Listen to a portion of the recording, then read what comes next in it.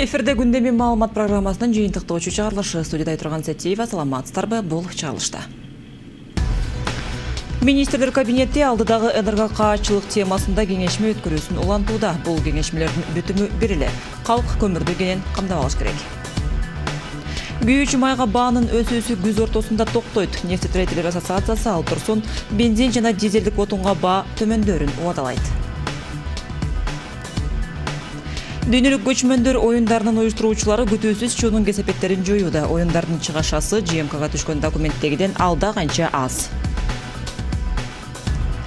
Корманжандатка кинотасмасы Жибек жолу өлкөлөрүнүн эл аралык биринчи кинофестивалына катышууга тандалып алынды. Сынактык көрсөтүү октябрда Кытайда өтөт. Жума соңунда өкмөт электрди колдонуу чектөөлөрүн караган токтомду кабыл алат. Бул туурасында бүгүн селектордук кеңешмеде премьер-министр Жомарт Оторбаев билдирди. Айтымында энерго тарамакта жана кышка даярдык көрүүдө көйгөйлөр көп. Айгерим Жаныкул кызы кененирээк.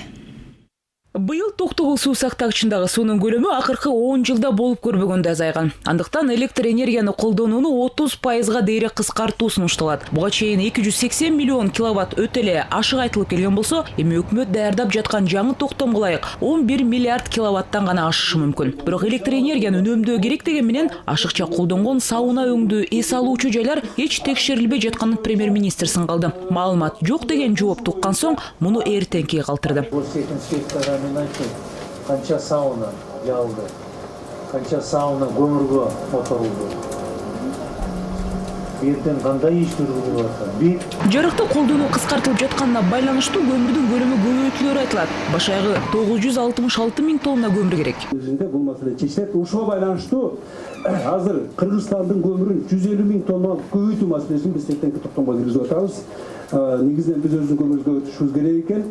Быйыл Кыргызстандан тез үчүн 400 миң тонна алабыз. Эми жаңы токтомду колдоп берсеңиздер 550 миң тоннага бул көлөм көбөйөт. Кандай болгон күндө дагы сентябрдын аяк чендерине чейин мекемелердин баары кара отун менен камсыз болушу керектигин Жомарт Оторбаев белгиледи. Бирок бул үчүн ташуучуларга болгон чек убактылуу алынып салынышы керек дегендер да болду. Көмүр ташып жаткан көмүр сатуучулардын машиналарына кайсы нагрузканын тыюу салынганы же болбосо чектөө киргизгенин себебин айтып атышат.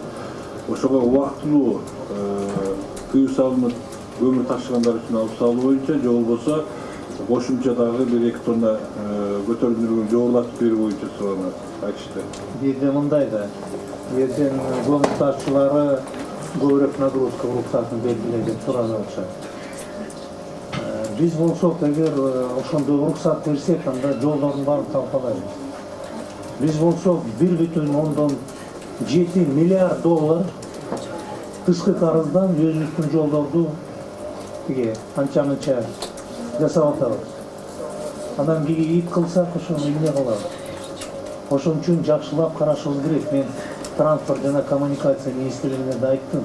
Кышка карата ар бир аймактын даярдыгы туурасында маалымат берген жетекчилердин жообу дагы канааттандырарлык болгон жок. Учурда күз-кыш мезгилине болгон даярдык анча болбогон шартта ар бир аким губернатор элдин канча көлөмдө электр энергияны колдонуп жатканы туурасында маалымат берип турушу керектиги белгиленди. Мындан сырткары Газпром менен түзүлгөн келишимге ылайык 1000 куб метр $165 сатылып алына турган көгүлтүр отундун Бишкек жана Чүй областтарына карата канча сарпталарын эсептеп чыгуу тапшырмасы берилди. Айгерим Жаныкул кызы, Андрей Завирухин, 5-канал.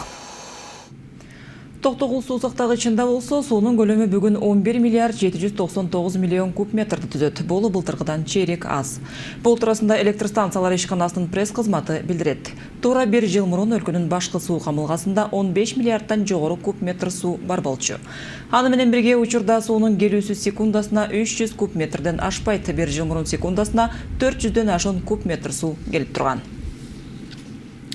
Анткени менен алдыдагы кыштын катаал болоору суунун аздыгына эле байланыштуу эмес. Алдыдагы суук күндөрдү кыйынчылыксыз өткөрүү үчүн атка минерлер кандай аракеттерди көрүүдө? Бактыгүл Сталбек кызы айтып берет. Келе турган кыштын өзгөчө ызгардуу болоорун синоптиктер азыртан эле алдын ала божомолдой башташты. Айтымдарында мындай суук акыркы 10 жылдыкта болуп көрбөгөн. Быйыл андан Токтогул суу сактагычындагы 12 миллиардка жакын суу менен чыкмай болдук. Былтыр бул көрсөткүчтөн суу 3 миллиардка көп топтолгон болчу. Ошондой болгон менен электр өтө төмөн кубаттуулукта берилип, айрым учурларда жарык маал-маалы менен өчүрүлгөн. Андыктан алдыдагы кышка даярдыктар боюнча азыр айтуу кыйын. Но бийликке ишенбей өзүңөрдүн ошо мындай жоопкерчиликти үйдүн ээси жоопкерчиликти мойнуна алып туруп келе жаткан кыштын алдында отун арды болобу, жыгач болобу, көмүр болобу, ошонун баардыгын даярдап алып туруп, ошо кыштан чыгып кеткенге аракет кылсын. Суук мезгилин келишине болгону бир нече ай калды. Кооптондурган синоптиктердин быйыл кыштын эрте түшүүсүн дагы божомолдоосу. Ал эми өкмөт өчүрүүлөр авариялык гана болоорун айтат. Бир топ эл айтып атат, веерный башталат, анан кийин свет өчөт, бир регион менен свет болбойт деген. Ошондой коркунучтар болбойт. Биз оюнча биз да азыр энергетиктер иштеп атабыз, бундайга биз жеткирбейбиз. Авариялык өчүрүш мүмкүн болот. Айрым жерлерде перегруз болуп калат же ошол биздин иштеп аткан оборудование бузулуп калса, оперативный ыкчам ремонт жасалат. Жергиликтүү нефтетрейдерлер дагы мындай оптимисттик маанайда. Жыл башынан тарта күйүүчү майдын баасы жалпы жонунан 12-13%га чейин көтөрүлгөн. Тилекке каршы бул акыркы кымбаттоолор эмес. Анткени сентябрдын аягына чейин анын дүң түрүнө баа 5%дан 12%га чейин көтөрүлөт деп эксперттер болжошууда. Мындан улам керектөөчүлөр айдын аягына чейин анын 1 литрин азыркыдан 5%га кымбат сатып алууга мажбур болушат. Буга нефтини иштетүүчү компаниялардын жай мезгилинде аварияга кабылып, ошондой эле оңдоо иштеринин жүрүүсү себеп болгон. Иликтөөлөрүбүз боюнча кыш мезгилинде керектөөчүлөр тарабынан күйүүчү майды пайдалануу кыскарып, анын баасынын төмөндөшүнө шарттар түзүлөт. Ошондой эле күйүүчү майды иштетүүчү компаниялар оңдоо иштерин аякташып, толук кандуу ишке киришет. Дал ушул жагдайлар бензиндин баасынын кайрадан төмөндөшүнө өбөлгө түзөт деп ишеничтебиз. Түйшүк Ош шаарынын тургундары үчүн күч. Анткени алар быйылкы кышты көгүлтүр отсуз кышташат. Азыр 200 миллион сомдон ашуун каражат аларды электр плита жана газ баллондор менен камсыздоого бөлүндү. Көгүлтүр от маселеси быйыл түндүк аймактарында Орусиялык отундун эсебинен чечилери күтүлөт. Президент Газпром газы азыркыдан арзаныраак келе баштаарын жакында эле билдирди. Ал эми борбордук жылуулук түйүнүндө азыр 50 000 тоннага жакын көмүр бар. Кыштан чыгуу үчүн андан 10 эсе көп талап кылынат. Отун алуу үчүн өткөрүлгөн тендерлер жүйөсүз жылдырылып, жетиштүү көмүр кампага келбей турат. Бактур Салбек кызы, Урмат Мамбеталиев, 5 канал. Ал эми дээрлик жарым жыл газсыз күн кечирген Ош шаарында көмүргө болгон талап күчөдү. Шаардыктар эми отун, тезек камдоо менен алек, аларда жылуулук менен камсыздоо ишканалары дагы от казандарын көмүр менен жылытууга өткөрүүдө. Түштүк калаанын кышка карата даярдыгы туурасында Динара Казымованын материалында. Кородон кыйылган дарактар кургап, отун кананын төрүнөн орун алды. Исламидин Жураев үй бүлөсүн кыштан үшүтпөй алып чыгуу үчүн жылда 3 тонна көмүр жакчу. Быйылкы камдаганы андан көбүрөөк. Кыш ызгаары болоорун ойлоп, анан дагы жаратылыш газы жок экенин эске алып, көмүр менен жыгач отунду эртелеп эле даярдап койгон. Газ жок. Быйыл 4 тонна көмүр сатып алдым. Андан башка жыгач отун да даярдадым. Мурда газ болгон үчүн көмүрдү азыраак иштетчүбүз. Азыр эми электр энергияга деле ишенич жок. Газ жок болсо жарыкка да ишенич жок. Күн алыс өчүп кала берет. Азырынча ушул даярдаган отун жетет деп турам. Жетпесе дагы сатып алабыз. Ошто кышка камылга күч алган учур. 5 айдан бери көгүлтүр отсуз жашоо көнүп, андан үмүт үзүлгөн карапайым калк жыгач отун эле эмес, тезектерип камылга көрө баштаган. Кышта жарыгы, жылуулугу жок калгандан көрө тезек менен тиричилик кылуу эптүү болчудай дешип. Көмүр саткандардын болсо азыр соодасы кызып, сатуучулардын көңүлү куунак. Жер тамда жашагандар жаратылыш газынын ордуна көмүрдү камдай баштаган. Кара алтын тоннасынын наркы былтыркыдан 1000 сомго кымбат. Сапатына жараша 4000ден 6000 сомго чейин. Шаардын 15 жеринде арзан көмүр сата турган пункттар уюштурулган. Жылда караганда быйыл жакшы, алгандар көп. Баягы газдын жоктугуна байланыштуу, отун суунун камда деп жогору жактан айтканына эл дагы өзүнүн камын көрүп атат. Эскирген тетиктерди жаңысын алмаштырып, майлап сырда бош электр ишканасы жабдууларды күчтөндүрүүнү колго алды.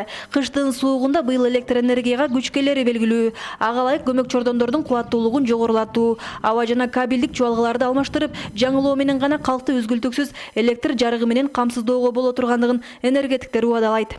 Эми кыш мезгилинде авариялык өчүрүүлөр болушу мүмкүн, эгерде локальный жерде болсо, ал жерде биздин ремонтный бригадалар бар, оперативный ремонтный бригада ал жерге барып, ошо авария болгон жерди тез оңдоп, кайрадан элге толук кандуу электр энергия берет. Шаардыктарды быйылкы кыштан аман эсен алып чыгуу жергиликтүү бийликтин көңүл борборунда. Көгүлтүр от булгандан бери жылуулуктан четтеген 10дон ашуун көп кубаттуу үйлөрдү мэрия өз эсебинен жылуулукка туташтырды. Мурда газ, электр энергия менен иштеген жылуулук ишканалары эми көмүргө басым жасайт. Ал эми аз камсыз болгон шаар тургундарына кала бийлиги газ баллондорду сатып берет. Мына өкмөттөн бүгүнкү күндө 13,5 миллион сом акча келип түштү. Бул газ баллондорду, электр плиталарды аз камсыз болгон үй бүлөлөргө бөлүп беребиз. Биз аз камсыз болгон үй бүлөлөрдүн списогун толугу менен тактап туруп, ошол июль айында эле өкмөткө бергенбиз. Алардын саны бүгүнкү күндө 5226, анын ичинен 1775-ине бекер газ баллон берилет, 3451-ине электр плиталар таркатылып берилет. Бүгүнкү күндө Ош шаарынын 10дон ашуун жерине суюлтулган газ сатуу түйүндөрү ачылган. Кала тургундары газ баллондорду толтуруп, күнүмдүк тиричиликтерин өткөрүп жаткан убагы. Азыр тургундарды кооптондурганы алдыдагы кыштын суук күндөрү. Мындан улам жашоочулар кышы менен электр жарыгынын үзгүлтүксүз берилишине үмүт артып турушат. Динара Касымова, Талай Шабанов, 5-канал. Чуулганду саясий мүнөздөгү сот жараяндары боюнча өкүмдөрдүн чыгышы, чек арадагы жаңжалдар, газ, бензин каатчылыгы жана аларды чечүүгө болгон аракеттер. Узаган жай мына ушул сыяктуу окуялар менен эсте калды. Айда Яманкулова акыркы 2 ай аралыгындагы саясаттан тарта маданиятка чейинки жаңылыктардын орунтууларын бир арага топтоду. Приговор я обязан читать полностью. Узаган жайдан эң орчундуу окуясы 7 апрель боюнча сот жараянынын жыйынтыкталышы болду. Аскер судьялары чыгарган өкүмдүн негизинде ага ини Курманбек жана Жаныш Бакиев, мурдагы премьер Данияр Үсөнов өмүр бою сырттан эркинен ажыратылды. УКМКнын экс жетекчиси Мурат Суталинов 20, мамлекеттик күзөт кызматынын мурдагы жетекчисинин орун басары Данияр Дунганов 25 жылга кесилди. Президенттик аппараттын экс жетекчиси Каныбек Жороев, президенттин кеңешчиси Элмурза Сатыбалдиев, мурдагы башкы прокурор Нурлан Турсункулов 10 жылга абак алынды. Чуулганду 7 апрель окуясы боюнча жалпысынан 28 адамга айып тагылса, алардын тең жарымы кылмыш жоопкерчилигине тартылды. Сот Альфа жана мамлекеттик күзөт кызматынын аскерлерин актады. Териштирүү учурунда күнөөлөрү далилденбегендиги үчүн. Приговор может быть обжалован, и на него может быть принесено представление о порядке апелляции военный суд Кыргызской Республики в течение 10 суток. Арадан апта узабай дагы 2 маанилүү саясий фигуралар боюнча өкүм чыкты. Октябрь райондук соту мурдагы мэр Иса Өмүркулов тактады. Мамлекеттик айыптоочу экс-чиновникти 8 жылга эркинен ажыратууну сураган болчу. Кызматынан кыянат пайдаланып, Жеңиш паркынын аянтын мыйзамсыз кыскарткан деп айыптап, өткөн жумада шаардык сот райондукун күчүндө калтырып, Өмүркуловдун күнөөлүү экендигин четке какты. 1 май райондук соту андан бетер гумандуулугун шаардан алады. Депутат Ахматбек Гелдибековду үй камагына бошотуп, Германияда дарылануу үчүн азаттык берип, экс-төрага коррупция беренеси менен айыпталып, мамлекетке 40 миллион сом зыян келтирди деп күнөөлөнүп жаткан. Чек ара кызматынын акыркы маалыматы боюнча Гелдибеков үй бүлөсү менен Түркияга учуп кеткен. Азыр анын кайсы өлкөдө экендиги боюнча такка бар жок. Коомчулук мурдагы спикердин Кыргызстанга кайтып келеринен күмөн саноодо. Эс алуу маалында чек арадагы маселелер дагы тынчыган жок. Тажикстандын аймагына өтүп кеткенди үчүн 3 чоңалайлык мергенчиге ок атылып, бирөө көз жумду. Арадан жарым ай өтпөй Илейлик районунун сай аймагында кайрадан атышуу жүз берди. Тажик чек арачылары тактал элек аймакка өз бекетин орнотууга аракет кылгандыгына байланыштуу. Когушулардан 2 аскер адамы мерт кетти. Кыргыз тарапка ок жаңылган жок, бирок жаңжал чыккандан кийин Тажикстан аркылуу өтүп, Максат айылындагы мектепке жумушка келе жаткан мугалим сабалганы аныкталды. Бул арада түштүк аймакта газ каатчылыгы басып турган маалда өлкөгө Газпромдун башчысы Алексей Миллер келди. Орусиялык компания көгүлтүр отундун баасын 1,5 эсеге арзандатып, мурдагы 20 миллиард рубльга дагы 45 миллиард орус валютасын кошуп, инвестиция салаарын ачыктады. Бул каражатка түндүк-түштүк газ магистралы курулаары пландалууда. Газ кризиси менен кошо өлкөдө бензин дагы кымбаттап, жайдын кабы ортосунда борбор калаада жүргүнчү ташыган кичи унаалар иш таштады. Алар жол кирени көтөрүүнү, жол эрежеси боюнча кабыл алынган жаңы мыйзамды өзгөртүүнү талап кылышкан эле. Акыркы норма боюнча салонго ашыкча жүргүнчү салган айдоочуга 3000 сомдон айып пул салуу каралган. Бул тапта ушул жайда мурдагы президент Аскар Акаевдин улуу агасы дүйнө салды. Москвада баш калкалап жүргөн иниси жеке коопсуздугунан улам топурак салуу зыйнатына катышкан жок. Болбосо качкын президент кайтып келет деген интрига акырына чейин сакталып, аны тосуу үчүн учак майданына барган журналисттер Акаевдин кичүү баласын көрүү менен гана чектелишти. Атым Курманжан. Ал тапта 2014-түн жайы жагымдуу жаңылык менен жыйынтыкталды. Алай ханышасы Курманжан датка жөнүндөгү тарыхый фильм эгемендүүлүк күнүнө карата бүткөрүлүп, бардык кинотеатрларда көрсөтүлүп баштады. Суктангандар менен катар сындагандар да карбын. Бул арада кечээден тарта саясий сахнада дагы оюн жанданып, парламент күзгү сезонду ачык деп жарыялады. Бир жыл бою эмалар калкка жаңы идеяларын сунуштап, актерлук чеберчиликтерин мыктап көрсөтүшөрү белгилүү. Кийинки парламенттик шайлоонун жакындап келе жаткандыгын эске алганда. Айдай Манкулова, Кубанычбек Мамытов, 5 канал. $3,5 миллион. Да ушунча каражат дүйнөлүк көчмөндөр оюндарын өткөрүүгө жумшаларын билдирген документ интернетте пайда болду. Пресса кызматкерлеринде тигил же бул чыгышууларга белгиленген суммалар таң калуу жаратып, социалдык түйүндөрдө кызуу талкуу жүрүүдө. Мисалы, сметага ылайык дүйнөлүк оюндардын расмий сайтын түзүүгө $20 000 каралган. Бирок катчылык билдиргендей, бул документ жасалмай жана чиновниктердин ишин каралоого багытталган. Уюштуруучулардын пикиринде финансы каражаттары максаттуу жана планга ылайык коротулууда. Теманы Самат Качкынов улантат. Көчмөндөрдүн оюндарынын башталышына туура бир жума убакыт калды. Ага жүздөгөн спортчулар жолдомолорун алышты. Кыргыз күрөшү боюнча беттешке бизден бир эмес 2 тайпа катышмай болду. Баш аягы 14 балбан өлкөнүн намысын коргошот. Балдар Ысык көлдө тамчы айылында сбордо жүрүп келишти. Ушу эртең ушул балдар кайра көлгө сборго жөнөп жатышат. Ошоктон өзүнүн салмактарын дайындашып, ошондой эле ошо көлдүн абасына дагы көнүшүп, адаптация.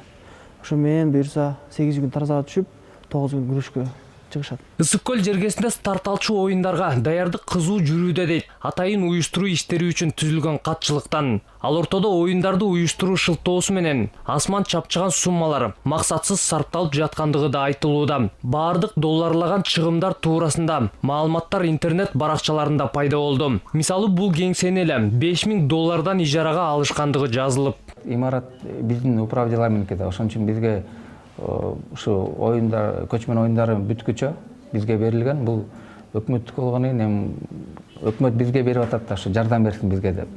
Оргкомитетке эч кандай $5,000 деген сумма каралган эмес болчу. Андан тышкары бу жерде бизге берилген оргтехника, калем сап, кагаз, анын баары управделаментен берилген. Буга да кошумча акча каралбайт. Оюндарды өткөрүү үчүн баш аягы сметалык документ боюнча $3,5 миллион жакын каражат жумшалаары жазылган. Анын $500 миллион эле ролик, жарнама такталары, интернет баракчалары аркылуу жайылтууга кетери болжонгон. Ал эми оюндардын өзүнүн интернет баракчасын түзүү $140,000 деп көрсөтүлөт. Коомчулуктун бүйүрүн кызыткан документте. Бул дагы толугу менен туура эмес. Интернет сайтты жасаган балдарга биз $4,000 төлөп бергенбиз. Анан ошол жерде эле келишим түзүлгөн болчу. 1 жылдын ичинде алар бекер обслуживать этип берет деп ошол сайтты. Башка акча каражат каралган эмес. Катчылык баардык айыптоолорду четке какты. Баардык чыгымдар боюнча отчет берилерин кошумчалап, секретариаттын берген маалыматы боюнча эң эле акча көп сарпталган жумуш Чолпон Ата шаарындагы ат майданды оңдоп түзөө болду. Курулуш иштерине $72 миллион жумшалган. Бул ипподром бизде Кыргызстанда кала турган, кийин келечекте ошо оюн, ат оюндарын өткөрсөк болот. Биздин туризмди өнүктүрсөк болот. Спорт тарабынан өнүктүрсөк болот. Ошон үчүн ушу ипподромдо эгер буга чейин 600 орундук болсо, эми Кудай буйруса реконструкция бүткөндөн кийин 7,000 кишилик болот. Ал эми жалпы иш-чаранын демилгечиси жана ага жоопту туризм департаментинин башчысы Максат Чакиев ыгым чыгымдар туурасында үн катпайт. Интернет баракчаларында кызуу талкууну жаратып жаткан бул кайрылуу катына да комментарий бере элек. Анда чиновник жергиликтүү ресторандардын бирине оюндун уюштуруучуларын 2 ай акысыз тамактандыруу өтүнүчү менен кайрылган. Бул каттында калп чындыгы азырынча белгисиз. Самат Качкынов, Азат Ынтымаков, 5 канал. Вице-премьер-министр Эльвира Сариева Бишкек Чолпон Ата трассасындагы Рапопорт аллеясындагы бактарды кыюуну токтотууну тапшырды. Бул туурасында өкмөт пресс кызматынан билдиришти. Сариева өкмөттүн Ысык көлдөгү ыйгарым укуктуу өкүлү Эмилбек Каптагаевден бардык жагдайлар иликтенгенче бактарактарды кыркууну тез арада токтотууну талап кылды. Вице-премьер Рапопорт аллеясы Ысык көл областынын сыймыгы жана туристтик объектилеринин бири болорун белгиледи. Жергиликтүү деңгээлде бактарды массалык кыюу чечими ойлонуштурулган жана негизделген болуш керек, деди Эльвира Сариева. Эске салсак, област башчысы Каптагаев буга чейин куурап калган дарактар гана кыйылып жатканын билдирген. Бирок ондогон күбөлөр социалдык түйүндөргө анын сөздөрүн төгүндөгөн сүрөттөрдү жайгаштырып башташкан.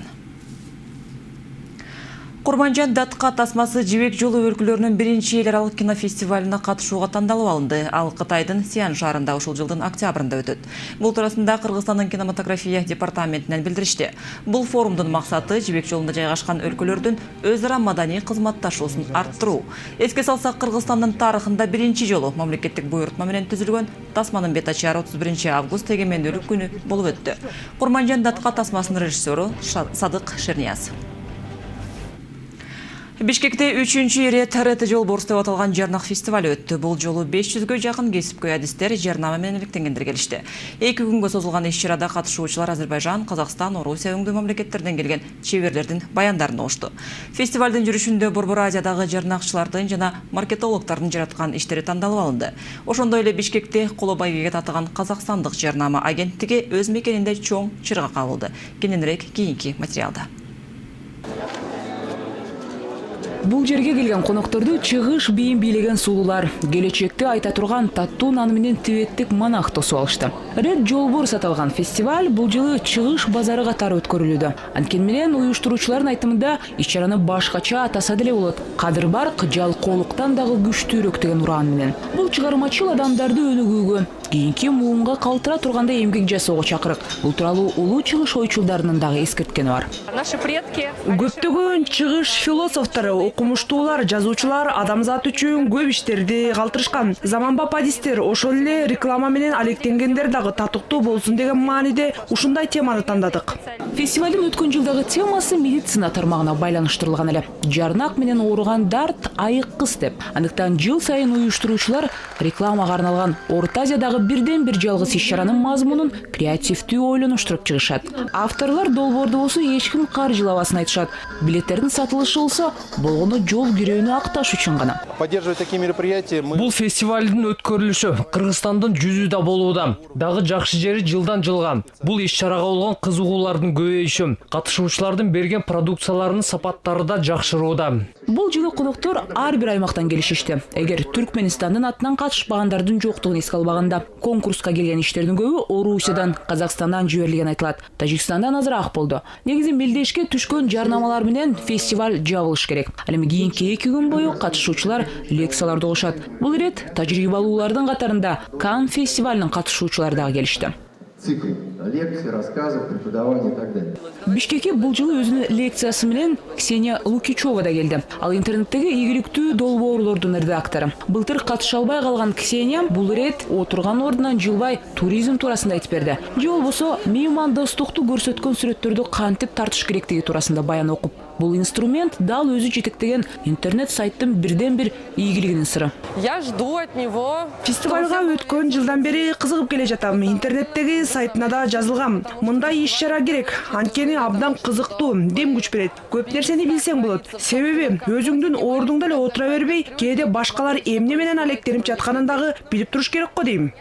И серебро получает работа «Мусорный бычок» агентства GeForce. Иш-чаранын экинчи күнү мыктыларга сыйлыктарды тапшыруу менен улантылды. Жалпы 68 жеңүүчүнүн катарында алтын, күмүш байгелерди алгандар да бар. Калыстар тобу муну менен реклама жаратуучулардын дагы эсте калуучу шедеврлерди тартуусуна кызыктырууну көздөшөт. Көпчүлүк байгелердин ээлери казакстандыктар аталышты. Асак мына бул сырткы жарнак үчүн тартылган тасма үчүн казакстандык агентство коло байга алды. Бул плакат Алматыдагы Пушкин жана Курмангазы деп аталган көчөлөрдүн кесилишинде жайгашкан кумсалар эс алчу жайга таандык. Бул Казакстандын өзүндө чоң чырга айланган. Керек болсо полиция плакаттын ээсин да камаган, бирок чынында эмненин негизинде кармалгынын ошол бойдон түшүндүрүлгөн эмес. В следующий раз мы вас еще больше удивим.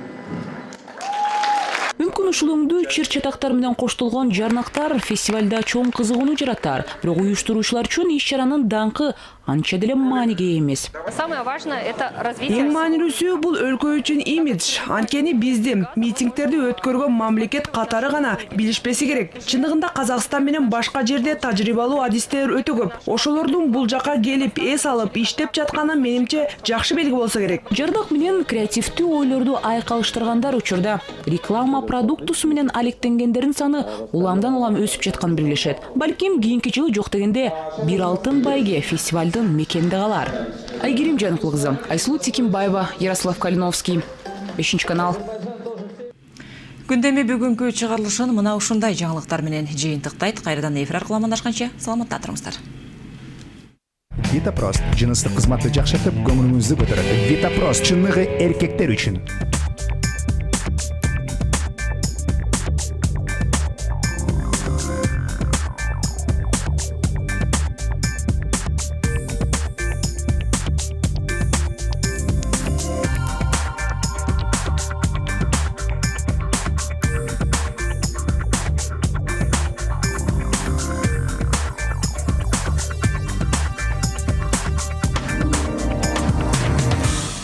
Азамат менеджер, Макс тоолы жасынын фанаты, Мурат саунага барууну жакшы көрөт. Бирок бар үйдө калышты. Кызыктуу жана маанилүү иштерге өнөкөт простати тоскоол болду. Алган эмес, үй бүлөлүк мамилелерди татаалдатты. Витапрост дарысы менен комплекстүү дарылануудан 10 күн өткөн соң бар өздөрүн жакшы сезип калышты. Витапрост ооруну, жайсыздыкты азайтып, зара чыгаруунун бузулушун азайтат. Витапрост жыныстык кызматты жакшыртып, көңүлүңүздү көтөрөт. Витапрост чынныгы эркектер үчүн.